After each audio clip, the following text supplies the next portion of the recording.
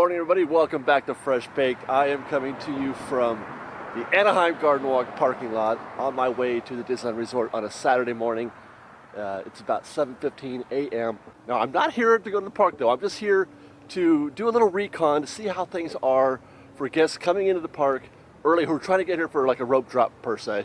On the harbor side, we came in through the Mickey Friends parking structure last week. Complete mess. I wanted to see what it's like here on the harbor side of Disneyland. Right behind me is, that's the old entrance to Disneyland right there.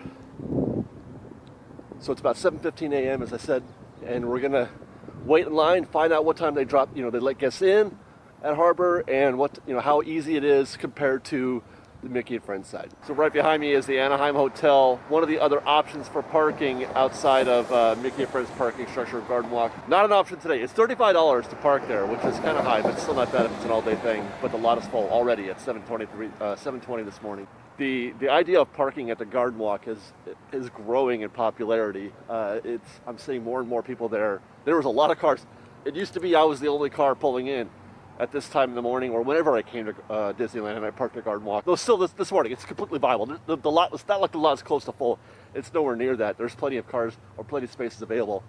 Just saying, it's growing. It's becoming, people are starting to hear about this or know about it.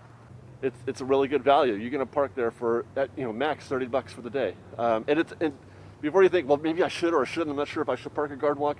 It's a public lot, and they advertise that you can park there and go anywhere in the surrounding area. So Garden Walk, man. And that is the scene that we found here at the drop-off area, the old, the bus drop-off area, the entrance to downtown Disney and the Esplanade at 7:30 this morning. Now that's about what I was expecting, actually. It's the crowds have been joining here pretty quickly every morning. The people that are here because they want to be among the first people to get in. And so this line that we're looking at right now, stretching down to the old, that's the old entrance to go into the park. You drive all the way down that way towards what is now DCA. That's going to grow. It's going to grow. It's going to fill in that whole driveway there by 8 a.m.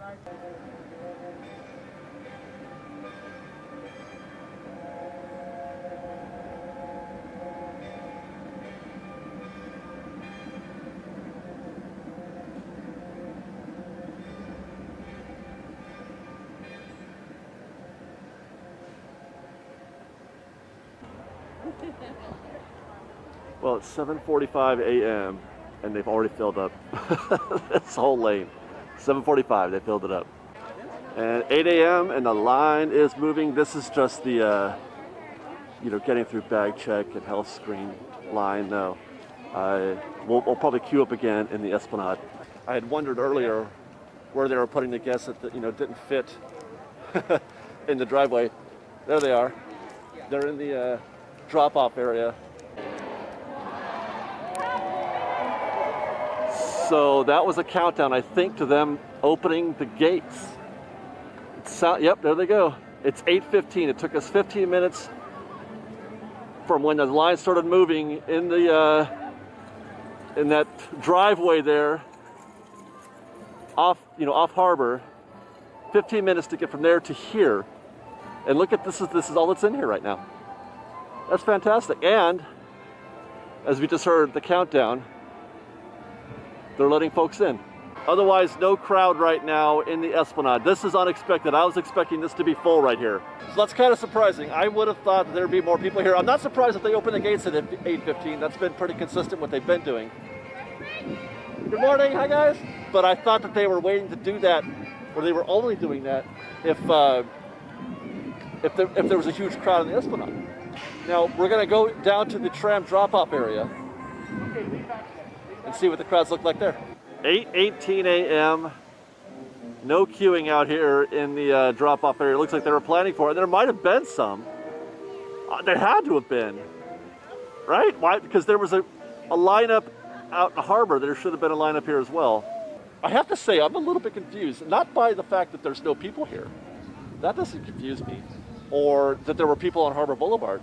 What confuses me is that there was a countdown at the gate, as if that was the very first time they were letting guests into the park, which have to be the case, right? So were guests only coming in from Harbor? Because there's nothing. There's nothing happening here. So, and there was no big lineup. There was no big lineup out in the Esplanade. When we heard the countdown, the Esplanade was empty.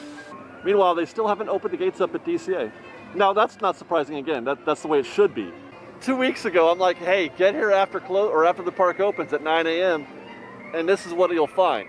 Instead, we got here at 9 a.m. last week and we found just so many people. And now we're back again at 8:30 a.m., at 8:15 a.m., and this is what we find. 8:25 and they've started letting guests in at DCA. And it's still wide open here at the entrance to Disneyland at 8:25. I did confirm that what we saw at the tram drop-off is how it was at 7:45, 8 a.m.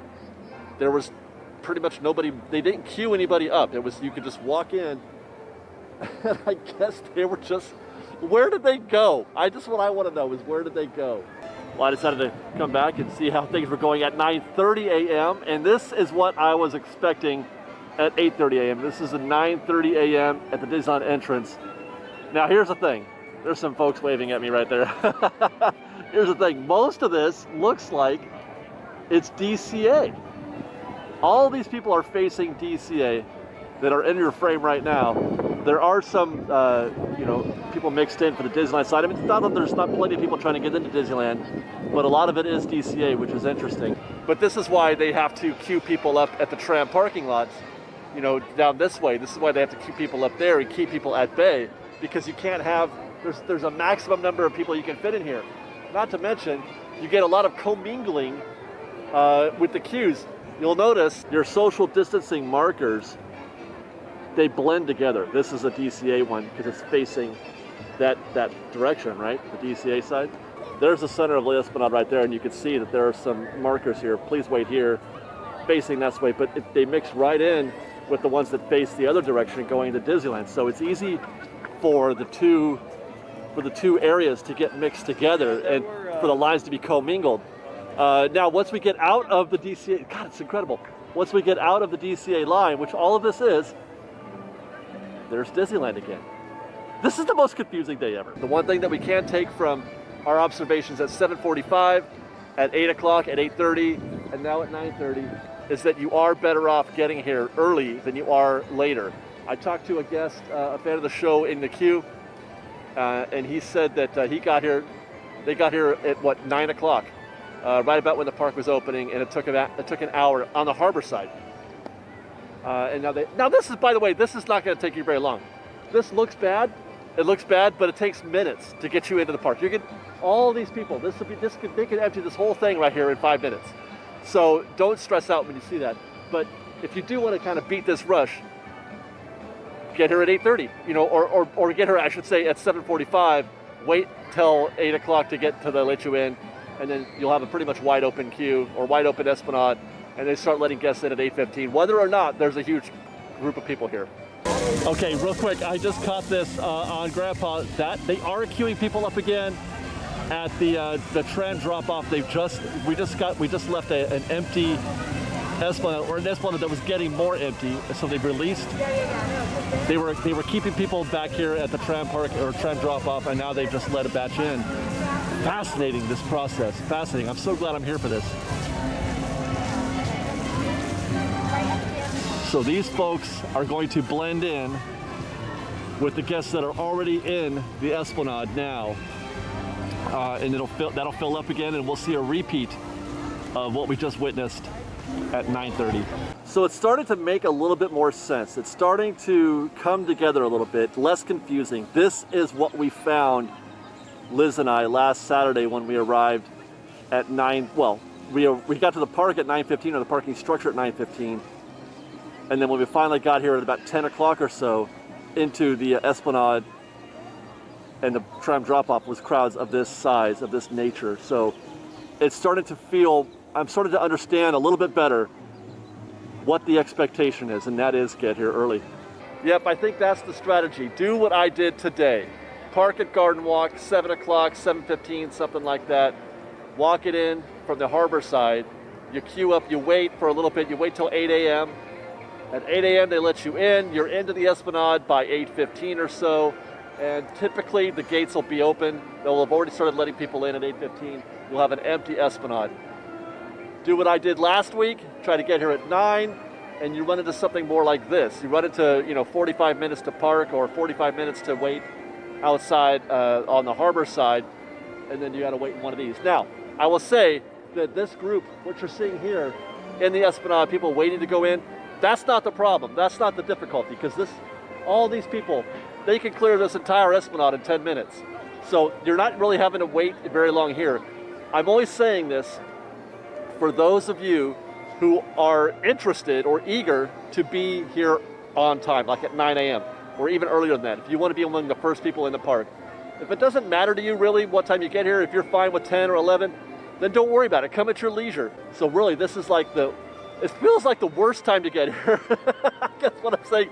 It feels like the worst time to get here is maybe 9 a.m., like what we did last week. That was the worst time to get here. Get here either super early or a little bit later, like 10 a.m. or something like that. So pretty soon, yeah, this is already getting full.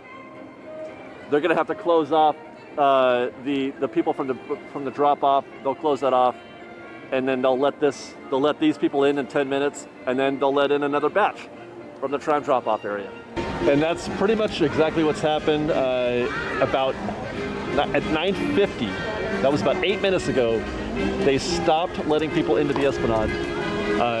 You can see here that they've blocked off this section here, and they've got people queuing up again out there in the tram drop-off. That was 8 minutes ago. So I guess in another probably 5 or 10 minutes, all this will be gone, and they'll let in the next batch. 10:05, 15 minutes later, right on cue, they've let in another batch. This is fascinating. They've let in another batch of guests. So the Esplanade had cleared out enough. It's the middle part here that they're trying to clear out. So the next batch of guests that were waiting out there in the tram drop-off have been let in. And there's the train, and this is glorious. I will say again, do not stress out too much about the lines that you see out in front of the gates. They cleared out this whole thing, and like I said, in 15 minutes, and it'll keep going that way. My best recommendation, get here early, park on Garden. Garden Walk is just the easiest, most, I guess, casual way. I mean, if you get here at 7:45 and you park at Disneyland, at the Mickey Friends parking structure, you're probably still okay also. That's still probably fine, because there was no wait out there at the tram drop-off when we were here at 8:30, 8:15, there was nothing there. So you're probably okay. But that's just, what you don't want to do is get here at 9 or 10. Even like it's 10 o'clock now, and you're going to encounter some difficulty getting in. So get here early or get here late. And when I say late, I mean probably 11 a.m. or noon. So we're going to wrap it here, because I have a feeling we're going to see more of this. It's going to be more of the same for the next half an hour or so. If you haven't already, check out the video that we did on the annual pass developments, or our speculation on annual passes. I think I've already put that out, but if not, stay tuned for that, because it's a fascinating video. So look out for that. You can watch our latest video. We got one more video with Liz and Sophia. Liz does Liz Cam, her first ride ever on Rise of Resistance. The footage is fantastic, if you ask me. And then I'm gonna try to see if I can do some shopping here today. I haven't been to downtown Disney since the parks reopened. So I'm gonna try to do some shopping at World of Disney. Look out for that. If not, I'm sorry. Otherwise, stay tuned for more from FreshBaked. We got lots of new stuff coming up. Go check out FreshBaked Presents, where we drop some of the more smaller stories we drop there. Otherwise, thank you guys very much for watching. We love you very much. Stay safe out there. Be kind to one another. It's FreshBaked. Currently, though, there is about a 10-minute wait to pick up your mobile order at Starbucks. There's a bunch of people out here waiting to pick up their food. Did I say 10-minute wait for Starbucks? Try 30 minutes. I had more anxiety, and I waited longer to get a cup of coffee at Starbucks. Well, and a sandwich too. 30 minutes to get a cup of coffee and a sandwich at Starbucks. I waited longer and had more anxiety and stress, or whatever you want to call it, to do that than I did trying to get into Disneyland this morning. I mean, I didn't go in, but it took me 15 minutes. 15 minutes from when the lines started moving to get into the park. By the way, this is something worth observing. Bookmark this comment in this video, and I've said this before. I've thought about it and worried about it before. When we start doing standby service, in restaurants at Disneyland. When you are able to walk up to the window at Hungry Bear and place an order. When that starts happening, mobile order will no longer be the more efficient way to get food. There were guests walking into Starbucks just now. You could go in, place your order, and they would make it at the time that you place the order. You didn't have to wait for the mobile orders. Whereas, like, take FastPass.